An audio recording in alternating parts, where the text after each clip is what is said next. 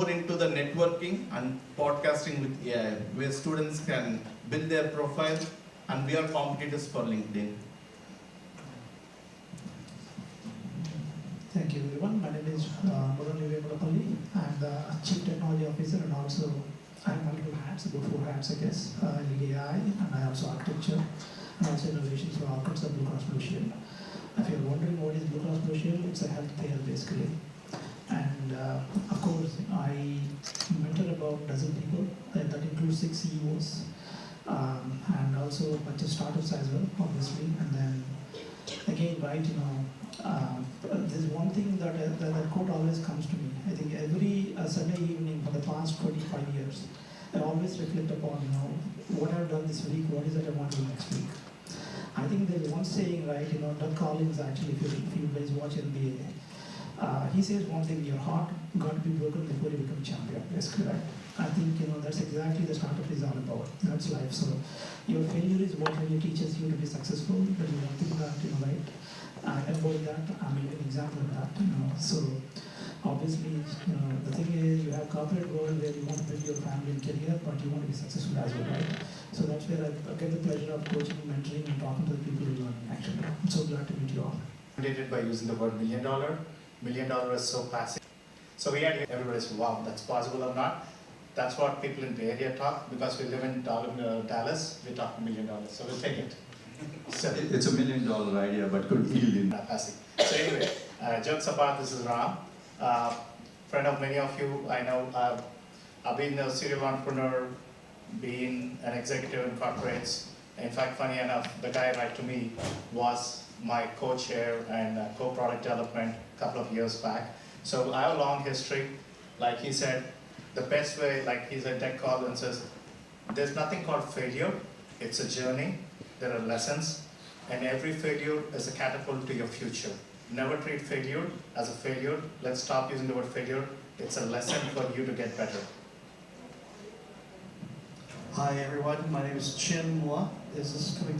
I'm the Group Vice President and GM for a company called Rimini Street. My remit is anything AI and product solutions for the emerging markets for solving all the old school ERPs. So if you ever heard of SAP or Oracle, those are the platforms. Many of them still exist. Many of them has millions or billions of dollars invested into it. And my job is to make them modernize. Now, that's the W2 opportunity. You may have seen some of the stuff out here from Neural Apps. I'm also the founder of Neural Apps. And that is a governance AI platform to enable companies and organizations to understand their overall risk in deploying AI. And this is extremely important because it's more than just a platform. It's actually defining the financial risk in every business to ensure and understand what the financial impact is for every agent. We call it the digital HR for digital employees. When you deliver your work, the same thing must occur in the digital realm. Several exits on the start front. Most successful, in my opinion, for me, has been a company called Blue Prism. So you guys are probably familiar with that from the RPA days. That's how I met this gentleman many years ago. So we don't have a specific question. So basically, like, we want to be opening up the floor to see, like, what do you guys want to learn about the startups or the panel members here. So basically, like, come up with the questions wherein they could actually tell their experiences and then kind of share their thoughts, and as well as like in. And we don't have experience. But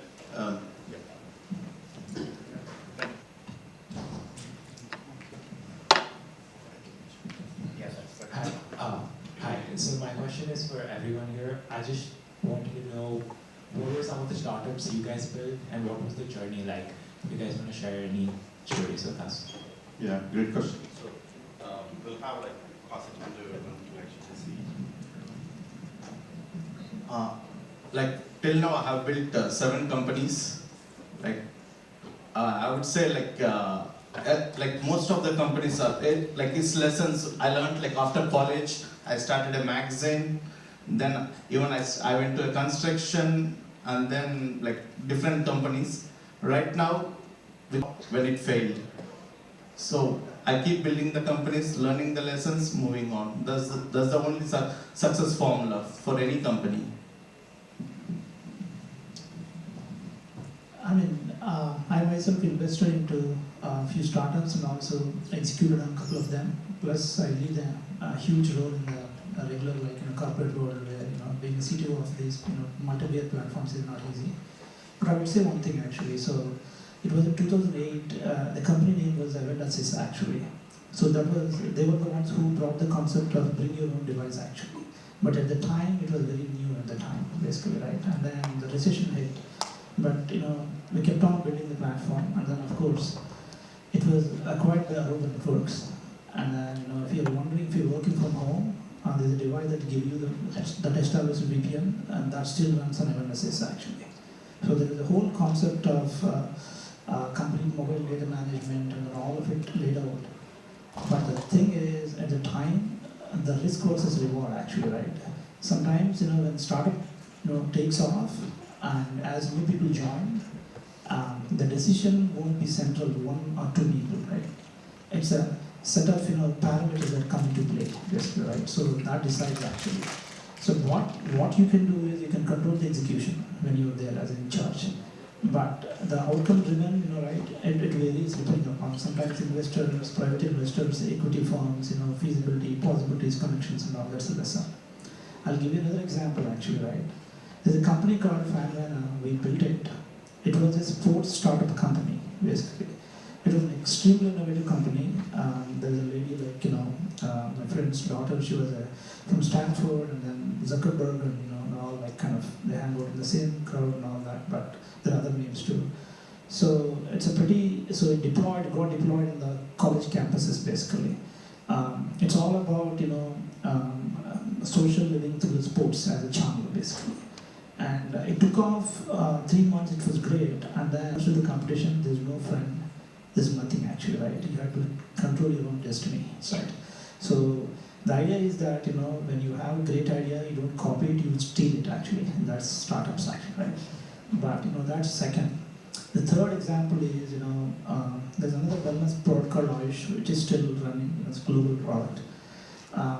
I think when it was built, actually, we had difficulty in selling the pony. Can be ahead of your time. There are a lot of parameters that come into play, but at the end of the day, your execution, you have to believe in yourself.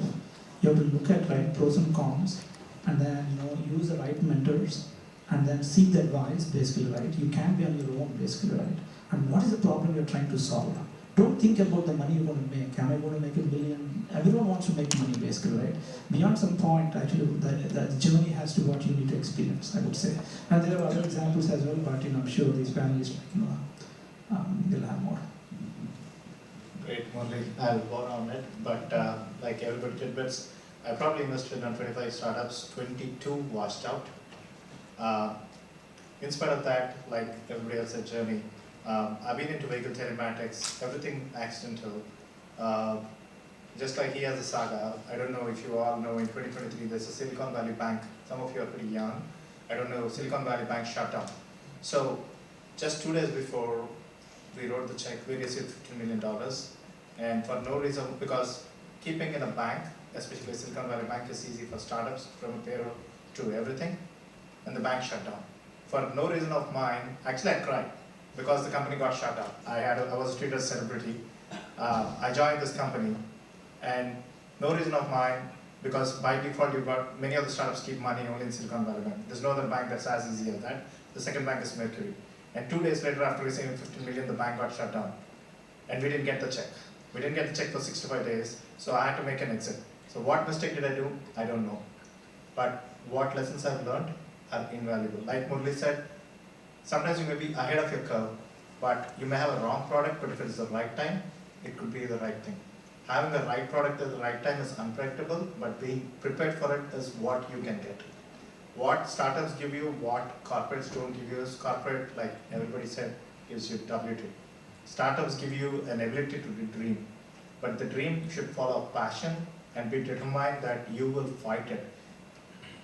Take it with a pinch of salt or with a grain of salt. Startup is not for faint story people. you will have to face the toughest of the toughest. You will be a sales guy. You could be the best product engineer, but if you cannot tell a story, startup is not for you. You are the alphabet of everything, CEO, CIO, CTO, whatever you will call it. NVIDIA CEO proudly says he was a janitor, but he told a story. Success of a startup shows. I don't even know where to start. That's startup. Well, I will tell you, the greatest experience is the time when you build something and somebody actually pays you for it. That to me is why I do startups. And I built hundreds of products that never sold. And we had some interesting conversation down by the booth, is that you have to understand your customer so well. You have to understand that pain better than your customer, so they're willing to separate their dollar out of their wallet and give it to you, because they trust you to do that. That is the hardest if-then-else statement. It's a SQL statement, it's something in Python. But it's something about the human psychology that it takes to convince a human to separate not just $1 million, just $1 to do that. So when right now in my role at Rimini Street, I'm the head of AI product and solutions, and we evaluate hundreds of products every week. Everybody has an idea. And with AI, that's great. Everybody can create a demo, that's great. The hardest part now is, do you have the sales intelligence, the storytelling, to be able to market and sell your product? And that's what we're seeing right now with all the LinkedIn capabilities, with all the Gen AIs, is that there's a million new product that comes on the market every day, but why isn't everyone a billionaire? And this is a very interesting catch-22. I would say that the most successful exit that I did was a company, Blue Prism. I was one of the early executives there, took it public on the London Stock Exchange, got an acquisition, exited out of that, and that's how I was able to join a bunch of little startups along the way. But I think, to Ram's point, it's all about vision, storytelling, and execution. And so we can always share the metrics on how to measure product market fit, or understand the intelligence of how to get to the ICP, that person from their dollar to give it to you. And that needs to be scaled and built in a way where you understand how to solve that problem every single time. I think we have a lot of other audience, like, which are wanted to ask questions, so please go ahead. And maybe talked about for entrepreneurs is to sell their product, right? So my question is, these entrepreneurs might feel that their product is one of the best in the world, right? How, as part of that selling process, how does this entrepreneur or whoever aims to be an entrepreneur, has a product, thinks it's a great product, go out there and find that first customer or a design partner? Because that's the key, right? Finding that first design partner who's willing to partner with this individual, to build something even if it is in a sandbox, for example. So I want to hear about that. yeah, great question. It's more around like, I have the idea, I'm building the product, but how do I find my customers? Who wants to take it off? Yeah. So I'm sure you heard this concept of last mile, right? Why is it in supply chain last mile is always a challenge? That's the same problem with our business. The last mile is the toughest thing. You can hire reps, but there's no passion. You are not, like he said, what would make an end customer lend $1 from his wallet and put it into your balance sheet? That's the toughest thing. And that comes from connecting to his problem than selling your product. You may have the best product. So since these guys talked about Airbnb, you know what Airbnb did to get its first million? They drew it on a piece of paper. And you know what was the business problem they solved? Waiting in SFO. Again, this is not mine, you all know that. So they saw the pain in SFO and they drew this in a piece of napkin, the business model, if you all recollect that. It was so ridiculous, but they drew this and said, this is what a game changer. So coming back, the first customer is only won through a heart, which is by fixing their problem, not your problem. Now, I will tell the dirty side of it. There are many, many companies right now, they go to the boardroom level and they convince and force it.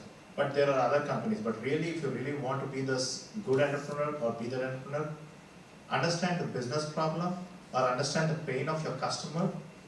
You will, let me tell you, be mentally prepared that you will lose 1,000 customers before you acquire one customer. The stats for a Series A, because I did my Series A and B, 1 in 1,000 goes to Series A, 1 in 100,000 goes to Series B, 1 in million goes to Series C and D. So there are two things. Entrepreneurship is a journey. Your customer, I know a company, actually 18 years, he didn't get one customer. Now they're a $300 million company. And at the beginning I said that it is a very arduous journey. You may get a customer tomorrow or you may never get a customer, but it's all, are you well determined to challenge the headwinds? And if you're not for it, and if you have a weak heart, better go back to your W2. Thank you. Great answer. More around like you listen to your customers or you actually really look at their problems. I think we have one question here. Thank you for sharing your experience. My question is around execution. So you said about telling a story and the passion. When it comes to execution, especially with this agentic AI era, how does that change the execution piece, and can you give some tips around it, how to execute it? Great question again. Who wants to take it? I don't know this side. Actually, the ideas come very often. Everybody has best ideas. So it's more on the execution level. So normally, like when I build the companies, like initially, when I started, I thought like I have a great idea. I myself can run it, everything. But I have my own flaws. I may be good technically. Some people might be good in sales. Some people might be good in finance. So early days, what I did was, it was more or less like a one-man show. Then I realized that no, we need a team where you only know your flaw. So you need to compensate with someone. Don't hire them. You need to find a person who has the same passion and bring them along with you and then start the journey. So you learn. There is no perfect day one execution plan. You start it, keep learning. And another thing is, idea just is a journey.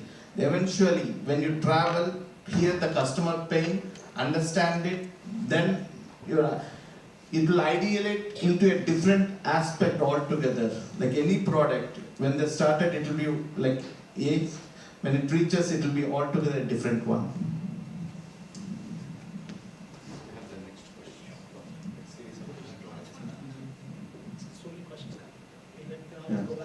Yeah, thanks. Yeah, we have one. So my question is, I already started building a cybersecurity based product, and right now I was like showing to people like to get co-founders. As someone of you told, like you need to know your flaws. So I also believe that what I don't know is what I don't know, and I need to get that person to fill in the gap. But my actual question is, I'm able to determine the market. I'm able to build the product around it.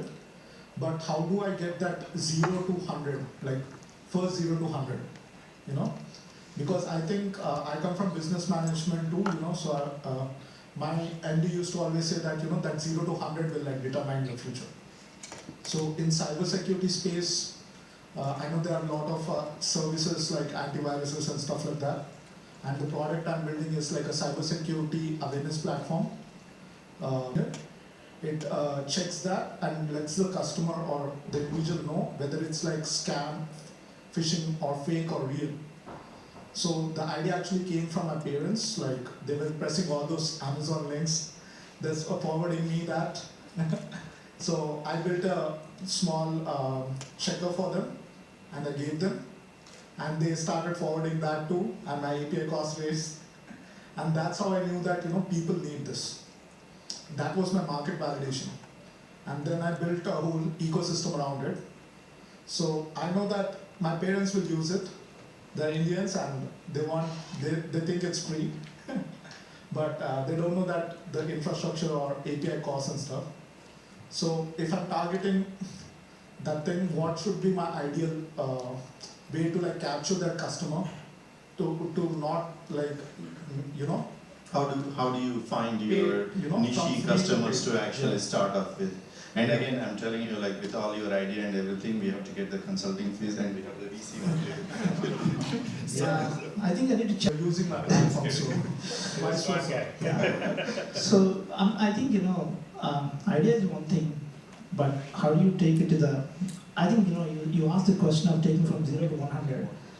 You mean a number of customers, or you want to really take it to the market? What does it mean? Really take it to the market. See, the thing is, this is a concept that I continually always, in my part of my mentoring, right? I follow the concept of member back approach, basically. There are times where I don't go forward, I come backwards actually. I start, what is that, I want to deliver, and I walk backwards actually, right? What are the ducks? Do I line up all my ducks actually? This exercise is so powerful. You think that it's pretty simple idea. And sometimes you run, hundreds of millions of dollar, projects basically, right? Where thousands of people work actually. But how do you really see that yet? Unless you walk backwards, there's no way that, you can execute actually. So that's number one actually, right? Number two, see, at the end of the day, the heartbeats are very important, right? Idea is one thing. Known people testing a product it's doing some niceties, right? Fine. But you want your retinol, right? The best critics to really go play with your product. That's the most important thing.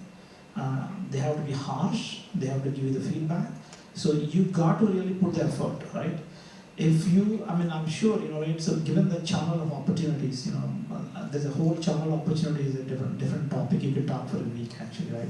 What are the various strategies? How do you find them, people and all that, right?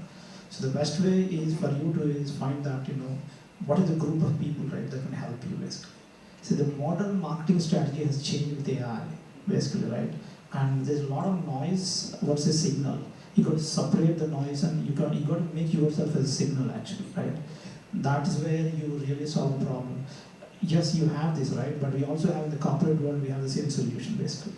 Yours is B2C, whereas B2B. How flexible it is basically, right? And are customers willing to pay, right? Don't worry about the payment actually. You got to make them addictive actually. It's like YouTube Premium, I give it all the time, right? They charge me $2.99 or something in the beginning, $1.99 actually. Now I don't even know what the hell they charge, like $17.99 or whatever it is, right? Once people are used to, they don't get away with that. So that's the type of the addictiveness you got to have actually, especially startups. So Monday.com is an example actually. When Monday.com was building the product management suite, people were criticizing them. Who the hell are you people? We have Microsoft projects and everything. Who are these people? They took over the market. The reason is small companies that don't have too many project managers, program managers, they're able to leverage it. It tells you, it guides you, right? All of the personas. Same way you got to find actually, right? Sometimes you got to it's called paid customers, right? Like, bonus. You use it and then, it's an interaction and your data storytelling, and at the end of the day, execution comes to it. Thank you. I myself have one more question for you. So in this era of AI, anyone? In this era of AI, like every student as building a startup. Like you can see in Instagram, like everyone is building his own startup. He's in every LinkedIn profile is CTO, CEO of the company, founder of the company. So like everyone are getting their own ideas and they are thinking that it's a startup. I mean, like what I feel is like using AI agent. Like people are open. Like, what is your comment on this? Like, what is the one opinion you give to our generation? Like, what should we focus on? Like, what are the things which can be leveraged or scaled up and which has a scope? Because like, you can see in this era, people are like seeing the solutions, making solutions using AI, and after a few days, they're dropping it off because like many of people are coming with the same solution, same ideas. So what is your suggestion for those kids? Great question, because multiplied by 100,000. .ai. .ai problem, yeah. Your observation is spot on. Both from a startup and from a B2B scenario where I get hundreds of phone calls of, oh, I have a new idea, come check out my demo. The reality is that it is a lot of noise. The commoditization of code to thought, I'll say it that way, has enabled everybody to be a founder of something. The problem is that your product that you've built has not solved everybody else's problem. You've solved your problem with your agent, yes. So when I and my team are evaluating products, and even the ones we developed, my hard ask has always been not what I think, but what is my customer, why are they churning? Is there a product that's cheaper, more functionality? Is it a managed service where they don't have to touch it and it just works? There are maintenance, the biggest issue I see right now as an opportunity is what happens after you deploy AI? That is the biggest problem that everybody's trying to address, but nobody's talking about it because it's a hard problem. So to answer your question directly, the go-to-market, the product market fit, everybody talks about this, has to be aligned to a revenue. These are all the enterprise leading analysts. What's happening is that, and you guys can attest to this, software as a service model are dying. Software as a service model are dying because companies are not willing to pay per seat anymore. They're paying based upon outcomes. Companies who can survive the next 3 to 5 years on outcome-based results.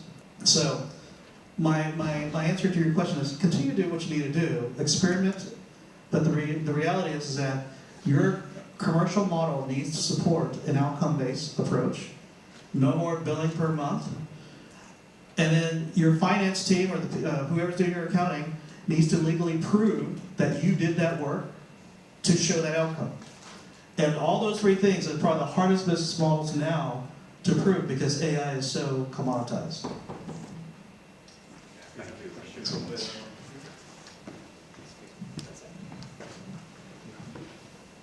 I think she came and then you can ask. Yeah. She was there and then he was also there. You can go and then we'll come back. Yeah, that's why we're not, we wanted it to be an open this thing. No, everything impromptu. So my question is like, initially like we are not going to be founders of anything right now, right away. So it takes a process, right? We will all be on W2 and then at one point when we have the right idea and everything, the stars align, we will launch things. So in the corporate career, so what is the, like we all do problem solving at our own level wherever we are, but what is the right aligns what it takes to be an entrepreneur? So, like, what can be a motivator to actually, or makes it easy to be an entrepreneur? Skill set wise. Want to take it? You know, I mean, I'll give you this. There's no bar. Anyone can come up with an idea, basically, right? So, Humana founder, very respected in the country. His name is David Jones Sr. He's no more. He would often tell one thing, actually. I happened to be in a session where he said it. Ladies and gentlemen, basically, right? You're all very young, you have ideas and all that, right? If you can write your idea on the back of your visiting card, come and talk to me, right? It has to be complete, basically. So what does it tell you? It's got to be effective, right? And there is no, role-based, when you're an executive, you're in this conundrum of, right, focusing on the growth, career growth versus starting on your own, basically, right? You always have the dilemma, basically. When you're a manager, basically you're comfortable probably, right? People always have the dilemma of continuing, right? I think it's a mindset, actually. It is not the role, in fact. So I have, I used to have an architect, actually, so I was, I delivered that. I mean, I'm talking about 2012, 15, my personal experience. It was a $2 billion online mail order pharmacy. It was competing with Amazon. In fact, mine would always number one. Actually, it beats Amazon every year. In fact, but that took us a lot of hard work, journey mapping, and all that. The point is, there used to be one architect actually. He would always think about the cash and carry. I still remember actually the billing solution with the Chase payment gateway those days. He would come and morally, this is nonsense, we shouldn't do it. So then fine, years rolled over, he started putting his own product, and finally one day, he said I'm quitting the job, and then, I have this, he has this kiosk actually, he would put it in all these restaurants and all, people will scan it and pay it easily, right? And then, I don't know what happened, after 6 months the COVID came in, I would always tell him, the bugger, you must be the reason actually, you caused the COVID, right?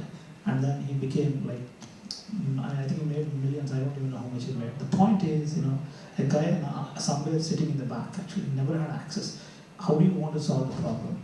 Magic Johnson tells one thing actually, right? He's a billionaire if you know it or not, but he lost hundreds of millions in the beginning. He started a apparel company, and he basically made the manufacture the clothes that he loved actually, not what people wanted actually. And then his ego, basically his money and all prevented. You could read actually, he would tell it often, he lost a lot of money.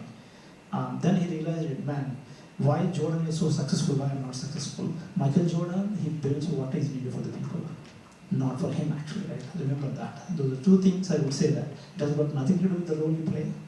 But one thing remember, right? Your place is only as beautiful as the people you surround yourself with.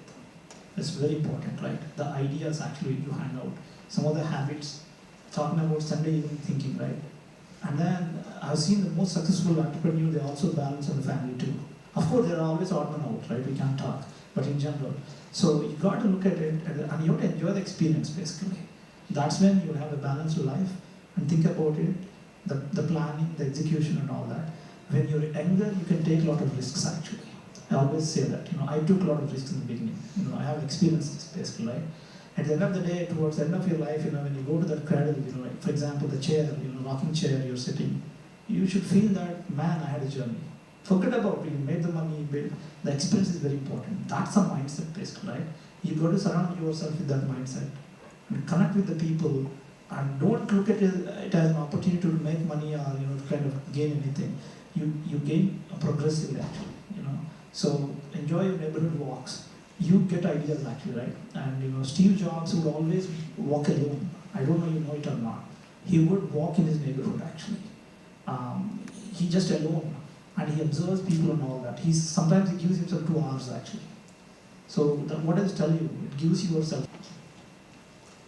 So it's a great question, and then position does not matter. So it's more around. Even age doesn't matter. Yeah, age and position does not matter. And around the 40s, we think more around our 30s or 40s. It's like, this is the time I want to do entrepreneurship and everything. It doesn't need to be. It can be early stages, it can be later stages, or next question. First of all, thank you so much for your time. You can be anywhere, but you're here to help everyone.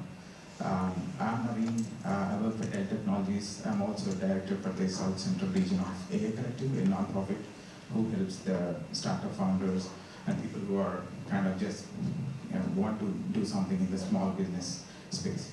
So I have 2 questions. The first one is, a lot of people come to our pitch events, the hackathons, they build the product, and they have a lot of enthusiasm. If you are building a product, how do you hold on to your enthusiasm? Are you going to measure it based on customer acquisition? Or how many eyes you are getting on that? Or how much buzz you are creating? Or how much money is pouring in? How do you keep track of your success with your product? At the same time, how do you hold on to that enthusiasm? The second one, Answer that and then.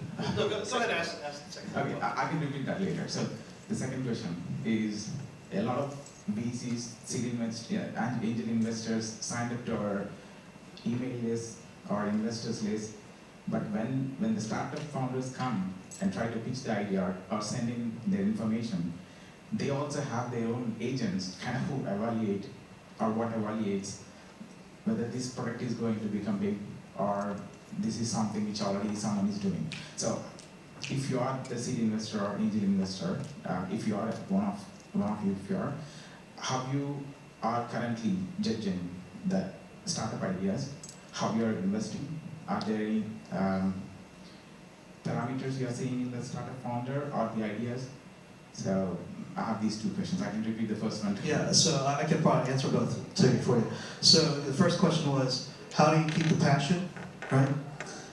For me personally, I enjoy building something for someone who's willing to pay for it. You know, as much as I want to solve all kinds of problems, we only have so much time in the world. So I have my own side projects that I do that keeps me interesting. I have the projects that I'm focused to financially provide for me and my family. And then I have my partners, like the folks up here, who we co-innovate together, we share ideas. So those level of passions keeps me active. And that's extremely important because it is a balance. You know, great, perfect commentary here. Great people that you network with will help you solidify your ideas and innovations. They will challenge it too.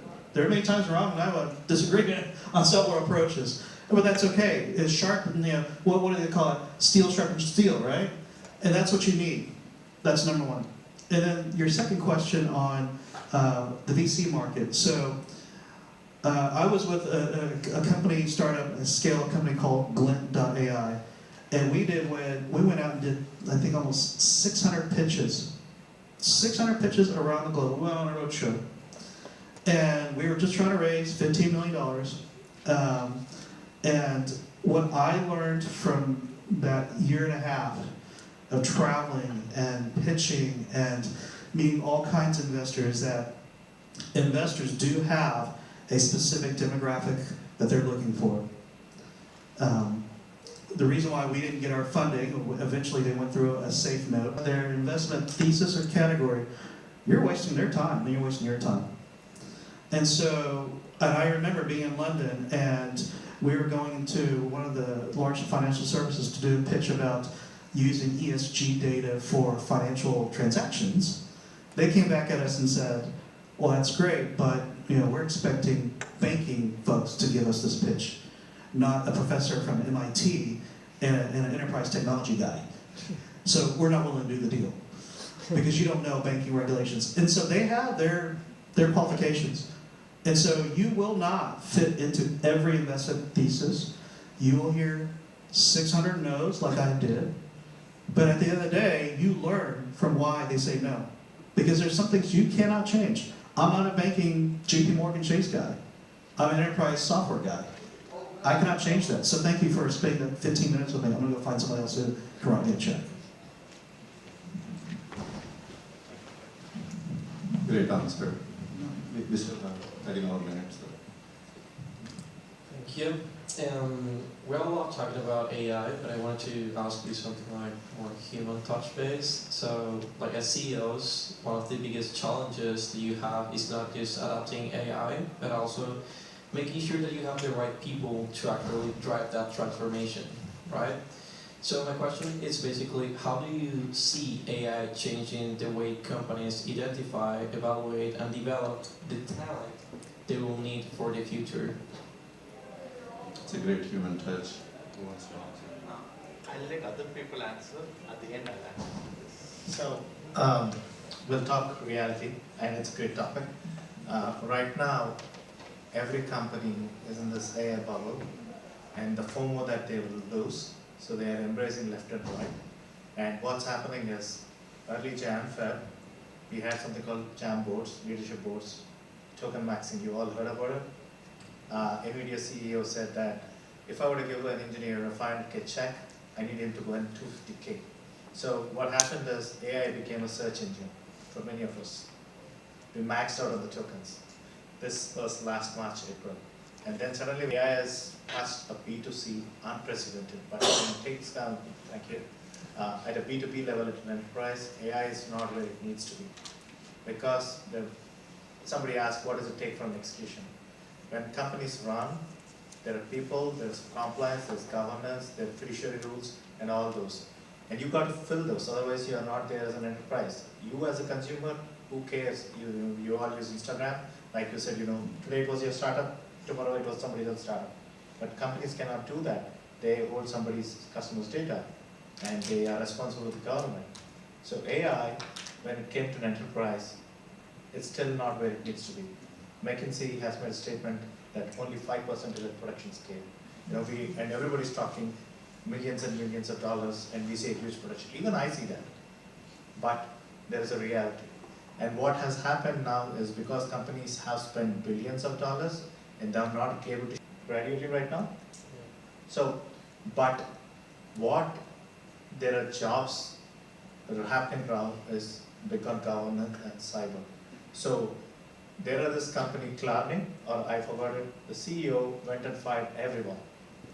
Well, what was it, Klarna, or what was the company? I forgot, with a K. Klarna, right? And then he repeated, he said, so last year, economy, we need to buy cars, we need to buy home, we need water, we need power. If there is no money, of course there is this universal income coming in, God knows when it will come or not. If every company were to use bots or agents, and if everybody is fired, who's the end consumer of your company? Correct. If Klarna says, the Klarna CEO says, I'm going to fire everyone, and by the way, he was fired too. He was fired. Because the board met and said, because you can't make. So this is the reality. Now, the companies that are really focused, that are taking off well, are companies that have invested in people.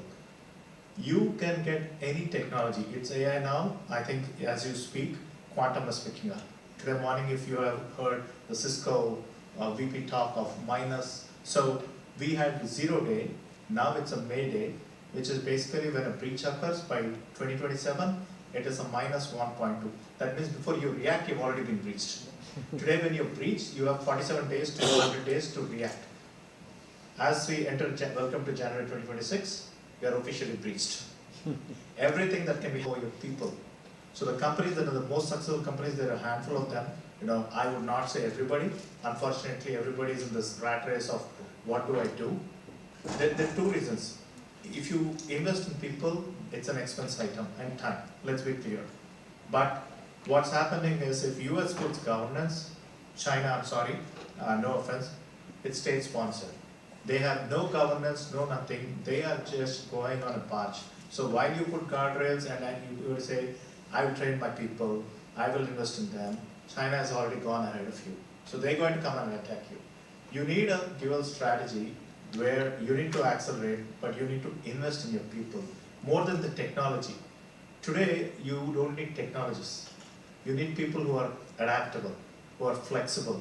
In the past, when we came into the industry, if I knew Oracle ERP or an SAP, I was the hottest thing. Like I was in Pittsburgh, I went to dice.com and I just searched for jobs for Oracle ERP, and I'm talking about 2004. Next day morning, I had a job in Dallas, Houston, Austin, San Antonio. That was how the market is. Of course, now it's there. But you need wider technology.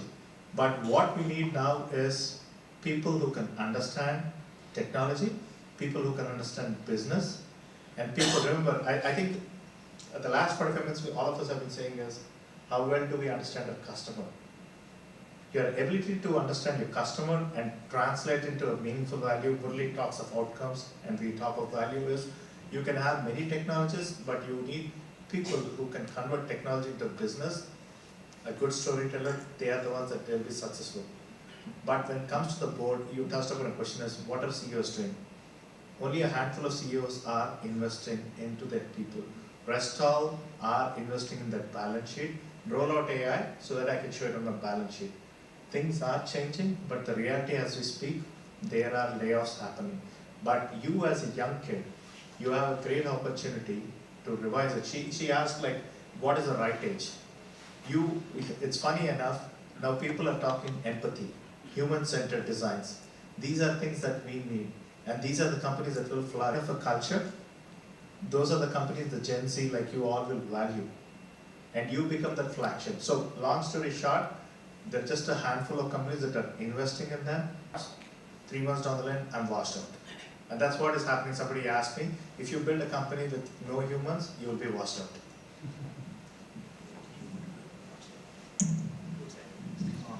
So was your question answered, Eunice?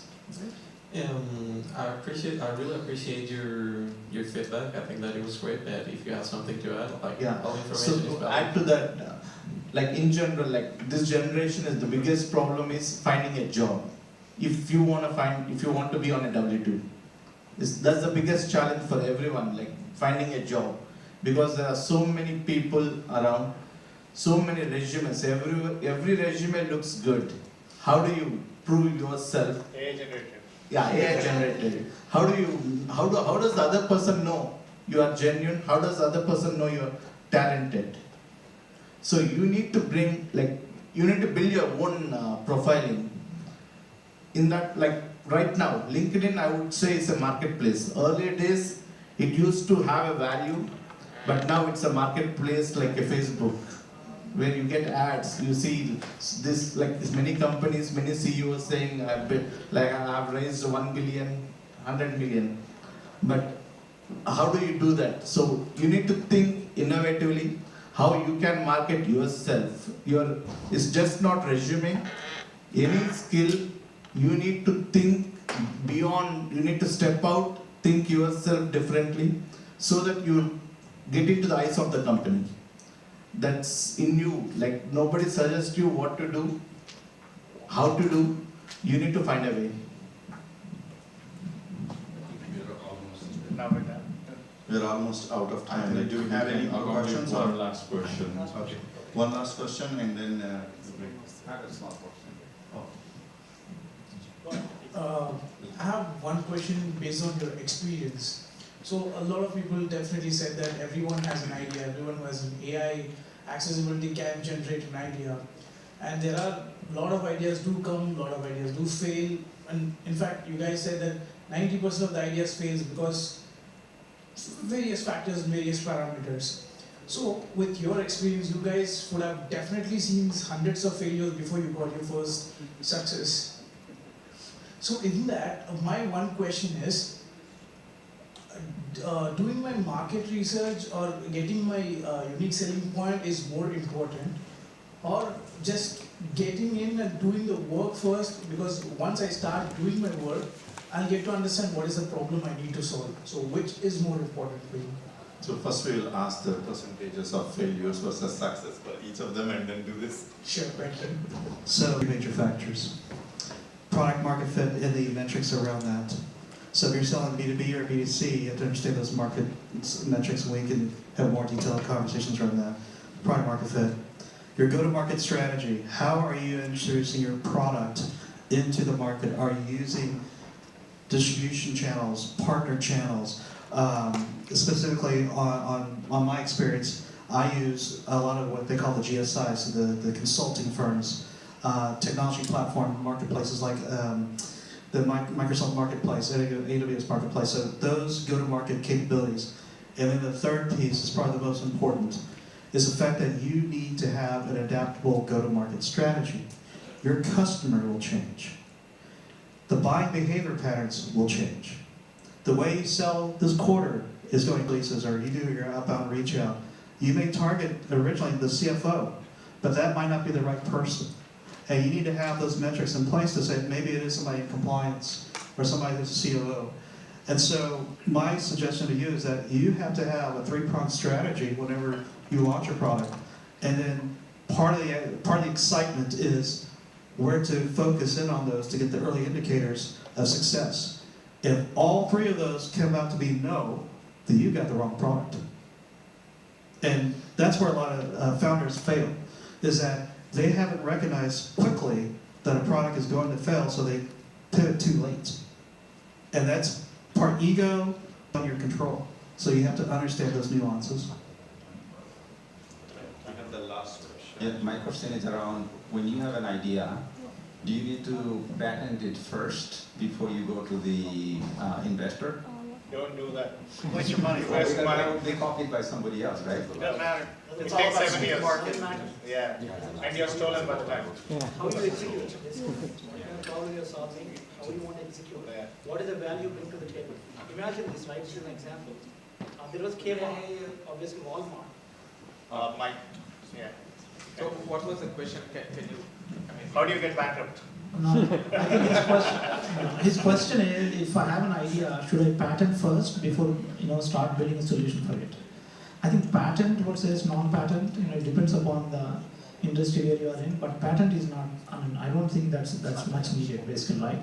But I would say, imagine, you remember Kmart, late 2000s, late 90s we had it, and then came to Walmart. So look at that, they sell the same thing, but the type of the marketing execution strategy is what matters, right? So who are you addressing? What is it you're trying to do, basically, right? And then came the Costco. You have the Sam's Club, basically, right? Both of them are like wholesalers. What does it mean? The demographics, the way they execute, the type of the marketing strategy, and also how do they deliver the end product to the customer. That's what matters, actually. Sometimes it's not your idea actually that matters. Sometimes it matters too. WhatsApp was a great idea. They built it. If they have not built it, then it would have been there, right? So the idea was great, but the thing is execution. If you don't execute, you cannot. Day one, don't think about VCs. I'll just add to the bitter truth of patent. Hopefully it's not recorded. It takes 7 years, and you have to publish so many papers, and by the time you publish, you get your patent, it's already breached and somebody built it. So never spend time on patents. And then you only get 3 years. So you're spending money. That's why I said if you want to get bankrupt, get bankrupt. It enhances your personal profile, basically, right? That's one thing helps you professionally, basically. Right. Thank you. Thank you so much. I think we gained a lot of questions.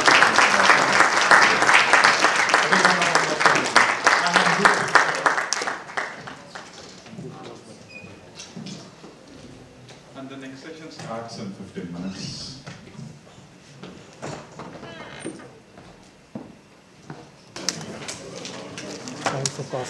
Not easy to communicate, so our conversation, up to you guys, but yeah, go ahead. All right. Good afternoon, UTD. I'm actually from UNT, but I gotta say, go me greens. But I gotta say, you guys have a great campus. I love it. I know exactly what you guys are thinking. Why am I wearing a suit and a tie, right? It's bloody, it's like a million degrees outside, right?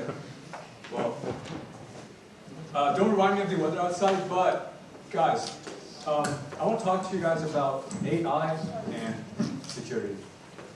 With a show of hand, how many of you guys have used AI recently? That's literally everybody, right? Okay, just popcorn them out. Like, which AI tool did you guys use recently? A lot. Gemini.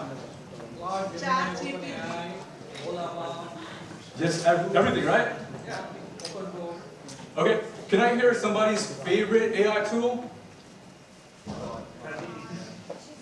Okay. No one got them? Okay. It's pretty much all over the place. Okay, let me ask you about chat. Yeah. I personally love chat, but I switched to Claude, and I'm going back to chat. When we talk about security implications, are you guys okay with what's in place right now in terms of AI and how it handles your data? No? Who said no? Everybody. Okay, can you tell me why?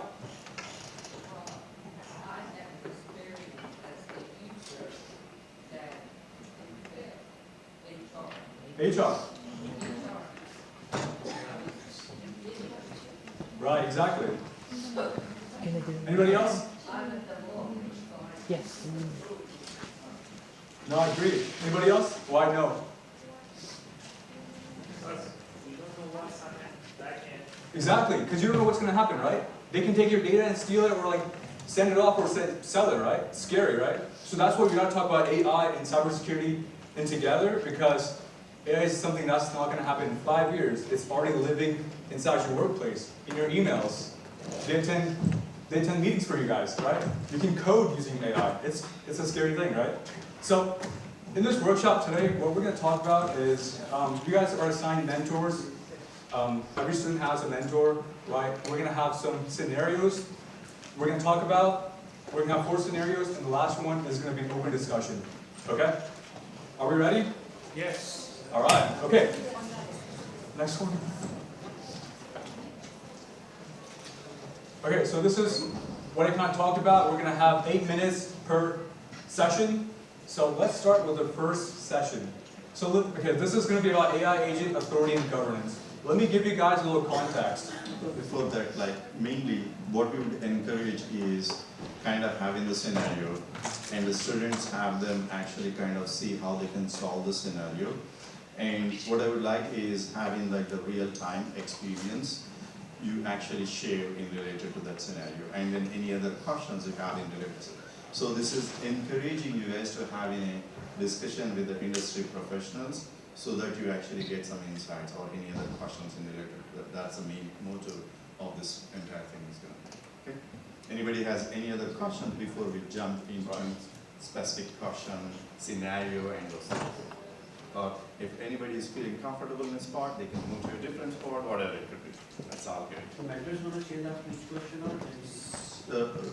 So after we're going to have 4 scenarios, right? So after 2 scenarios, we're going to change mentors. Okay? Does that make sense? Yes. Yeah. So mentors will change for different students. Does that make sense? Okay. Does anybody have any questions before we begin? We're good? All right. Perfect. All right, so this is the first scenario. So it's AI agent authority and governance. So let me give you guys a little context. So a company starts using an AI agent to schedule meetings and prepare reports, but gradually gives it permission to approve expenses and other business decisions. Okay, so that's the context. So here's the challenge or the question, if you will. As AI agents move from making recommendations to taking actions, at what point does that level of authority become too risky? You guys talk with your mentors and we'll come back and discuss.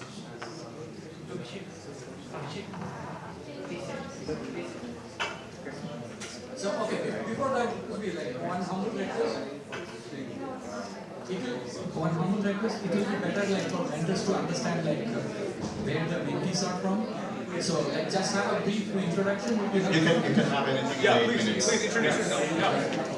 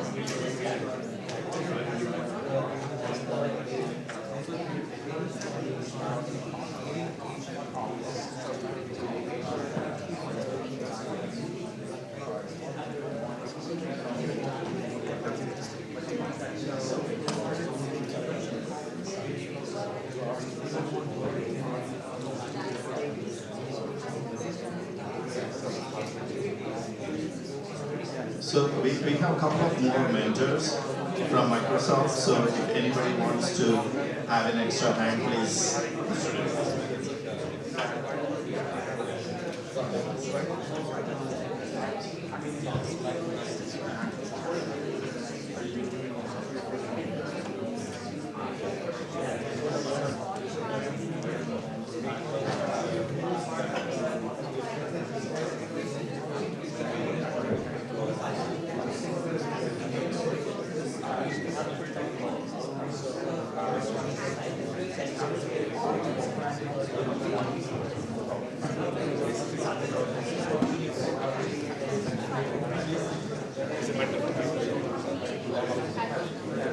You take this.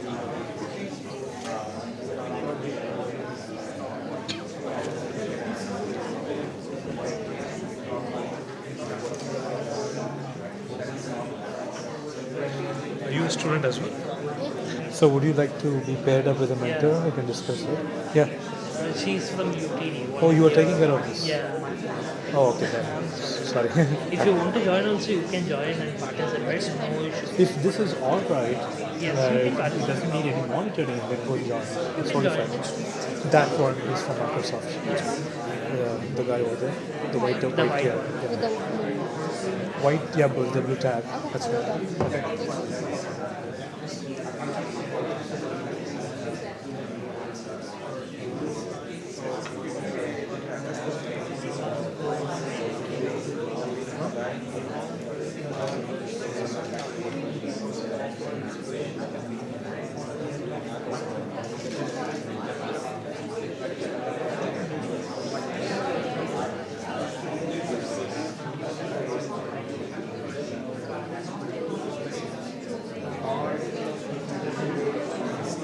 Take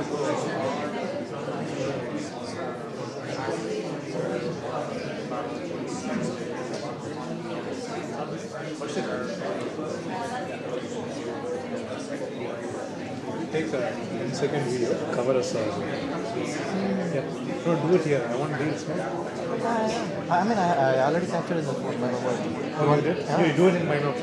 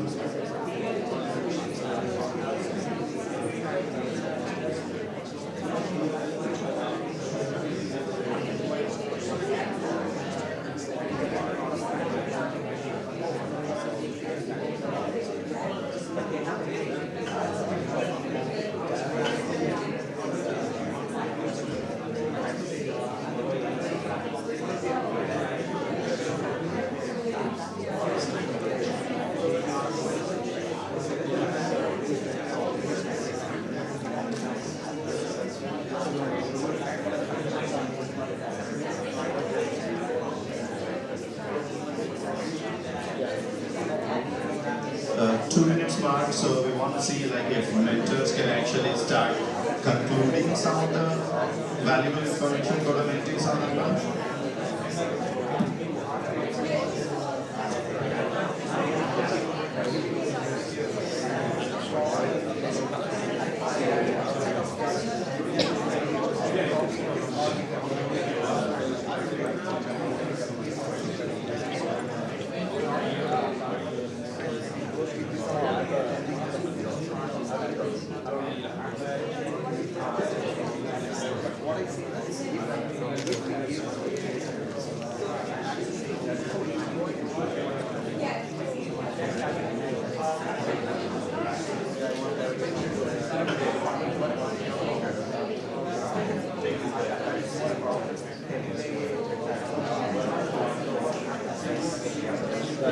ಅವ್ರು ಯಾರನ್ನು ಕೇಳೋಣ?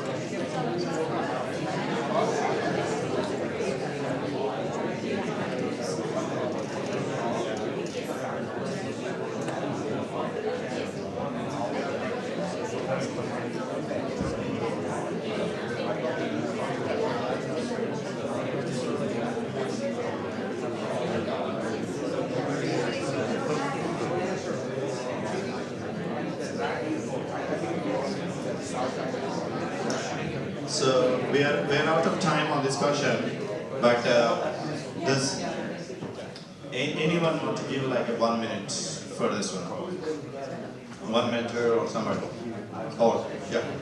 Yeah, I'll be. Just a 30-second. Thank you everyone for letting me speak.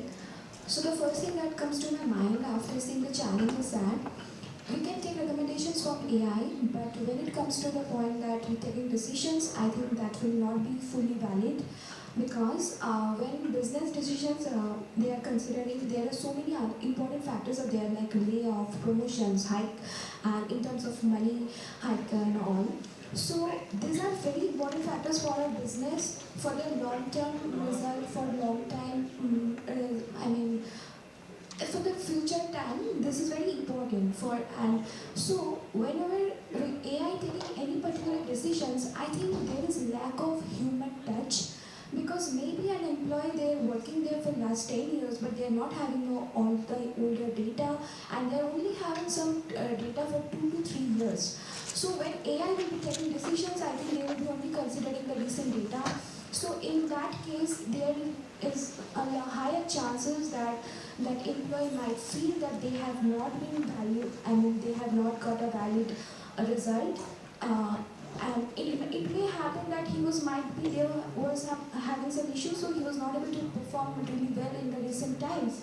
But it's not really valid if he is getting result only depending on those particular data. So I think I do not support this thing like AI will be taking the particular decisions. I think there should be a higher authority, those who can validate that particular decision, and then only they can approve. Yeah, it's more very important in the air one. Okay. Thank you. So what we will have right now is, so we are going to do a little roller coaster. Have the mentors switch to the next position, so that you guys can get an experience. Switch, please, mentors, switch. 1, 2, 3, fast to the next. So where? Here, we are looking for a mentor here. You guys over here, can some of y'all move to this spot? Here's a mentor available. Yeah. You need a mentor here? Mentor? Yeah. Yes, here. You can tell. Okay, ready? We're going to start the next question. So you guys can introduce by the time the question comes up, please. Find a spot there. We're going to do this roller coaster for 4 times.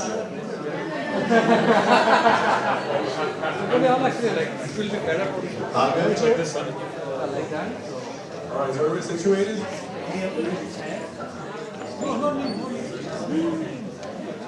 All right.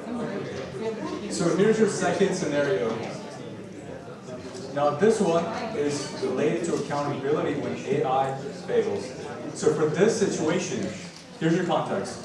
A pharmaceutical company, AI-driven supply chain system shifted production from life-saving generic drug to higher margin medicine, causing a nationwide shortage. That's your context. Now here's your question for the challenge. When an AI model fails to perform intended, what are the potential impacts on the organization? The engineers responsible for it and the executives overseeing its deployment. Timer starts now.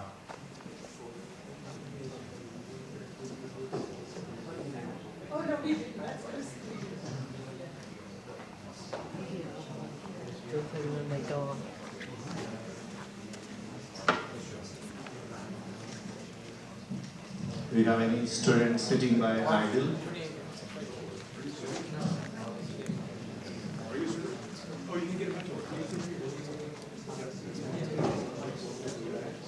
Do you have any mentors available? Mentors? She can join me. This one?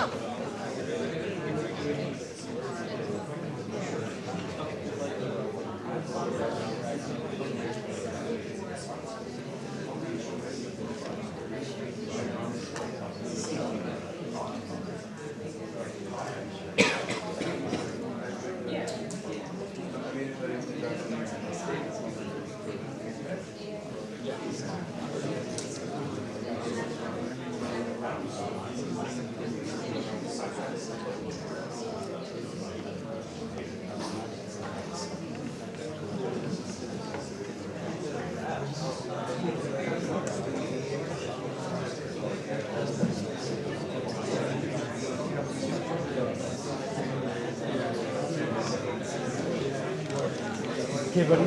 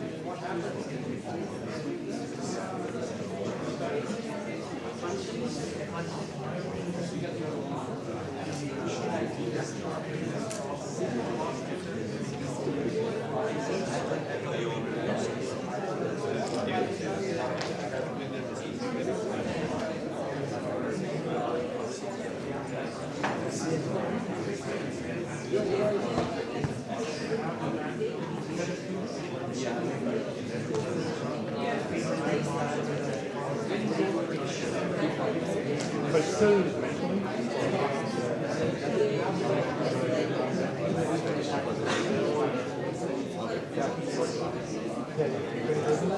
Okay, I'll just do it.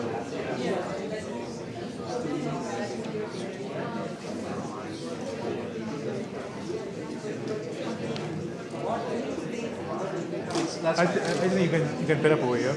I'll just use the restroom. Oh, all right.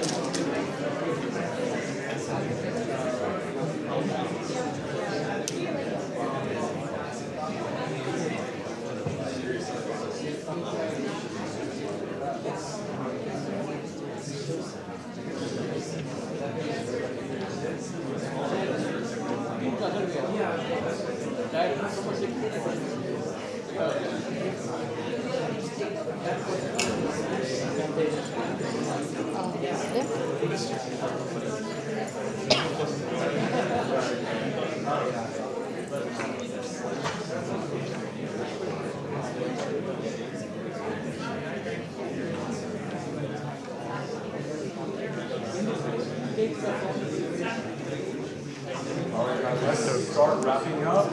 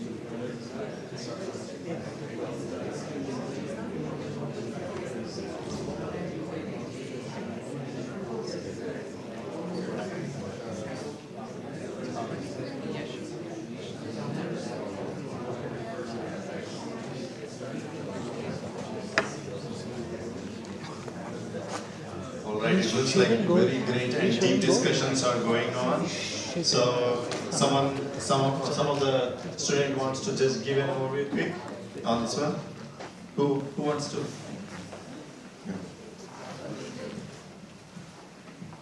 Yeah, there was a interesting discussion. I think the question is pretty open-ended. I'd like to take it in parts.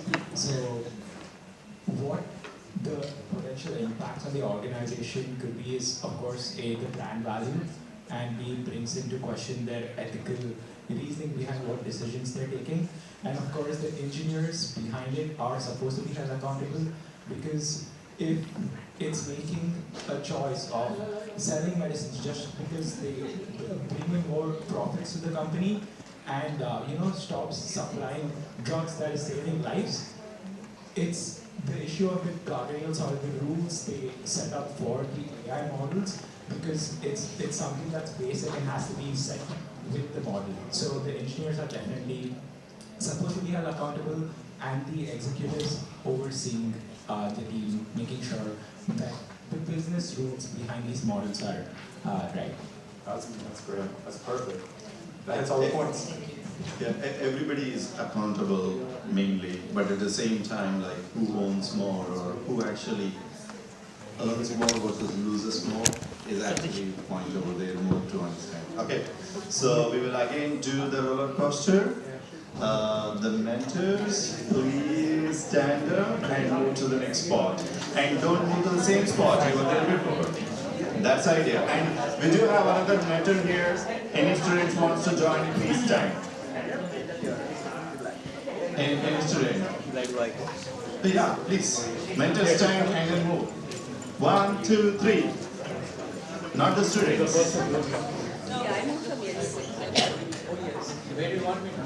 Please find a seat. Find a seat.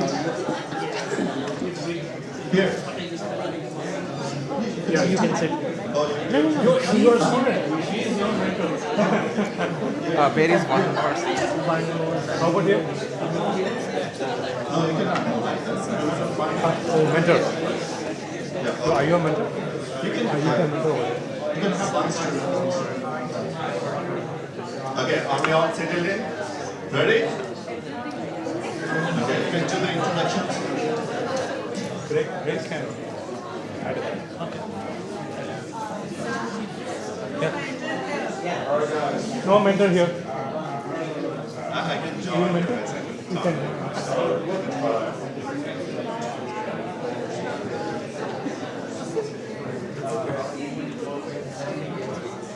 All right, now we're going to take a look at scenario 3.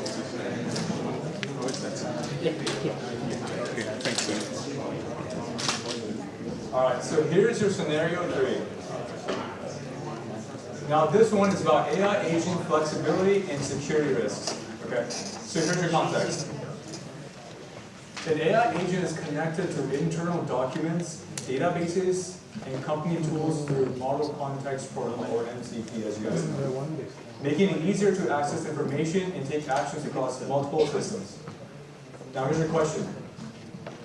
Does this flexibility create more opportunity for the business, or does connecting AI agents to multiple systems introduce a new attack surface that organizations are not fully prepared to manage?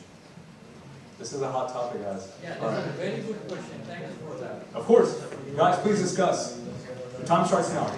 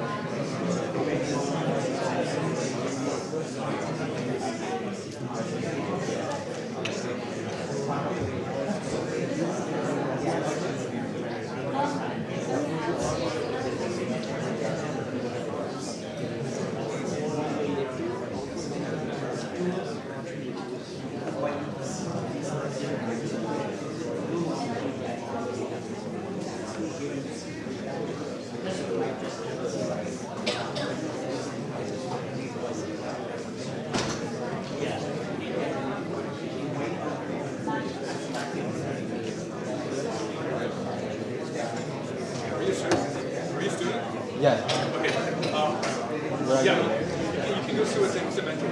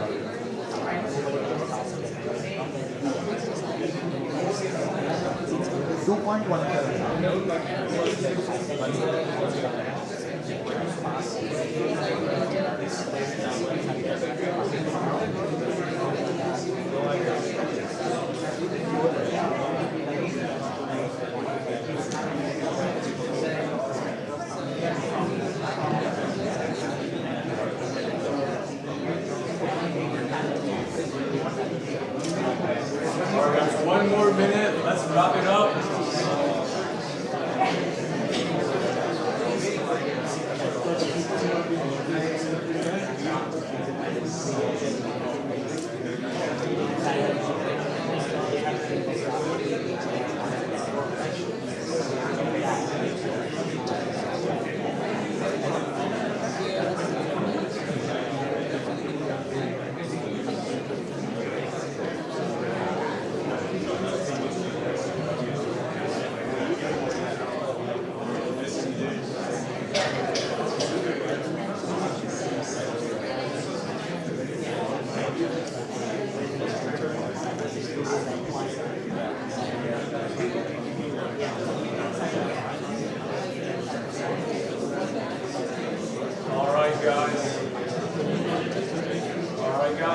Time is up. Now, I personally love MCP. I have integrated in my ChatGPT in Claude. Yes, please. You want to talk about it? Okay, let's hear it. So they said that I think MCP is going to be really good in integrating with the applications as it will make it more efficient. But also we need to have guardrails in place and give it least privilege and lock away confidential data so data can be labeled in different confidentiality levels. For example, internal, public, confidential. So those need to be locked away, guardrails in place, and least privilege given to the agent. That way, even though it has access to the applications and it makes it more efficient and easier, everything in one place, and like applications still run with the MCP, there are still like guardrails in place and the confidential data is very hard to reach by the agent. Perfect. The key word is guardrails. Now, we're going to do the last one, but we're going to have to do it. I think we will skip that. Okay. Yeah, we'll skip that because we are out of time. Yeah. And then we have only a couple of more minutes. So the speed mentoring is going to start here, okay? And we do have healthcare and different things over here, wherein the mentors and the mentees should actually jump onto the similar way. Teja.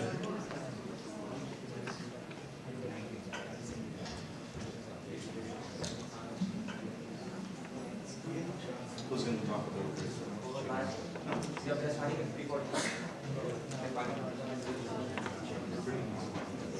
So in next couple of minutes, we're going to start on the speed mentoring. In the meanwhile, get the contacts or whatever it is, and then actually wrap it up. So then for whoever actually all the mentors, and I think